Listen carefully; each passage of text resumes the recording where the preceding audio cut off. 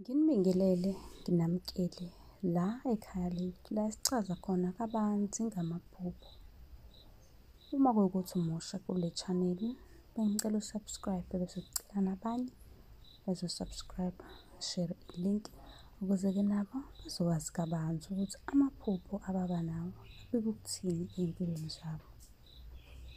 Ngizolokhu ngithatha nga-one lapha kwi-comment section ku-TikTok, ngizochaza la bese ngiyaphosta ividiyo. Uma kuwukuthi ubuzile kwi-comment, phuthuma ku-YouTube uzofica ngichazile. Kunobuzile-ke lapha kuma-comment wathi ukuphupha usetoilet, ngabe kuchaza ukuthini? Kahle kahle ubuze ngalokhu nje esikubona kuphakathi ethoyilethi. Ukuphupha-ke ukusetoilet kusho ukuthi idlozi lisuke likukhipha isigulo esingaphakathi kuwena. Kungaba isichitho esibangwa yilumbo, umeqo,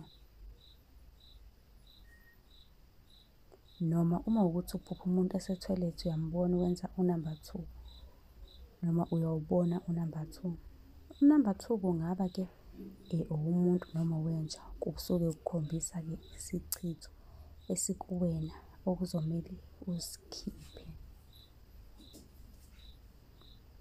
Bengicela-ke ukuthi uma kuwukuthi awukhona la ungaphendulekanga khona, ubuze kwi-comment section.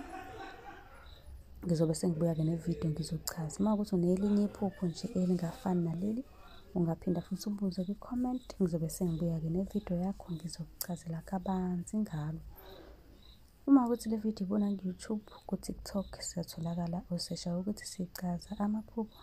Ku-YouTube sichaza amaphupho, ufollowe, usubscribe ngaku-YouTube ukuze ungaphuthelwa noma ngabe inini-ke uma ngiphosta ividiyo.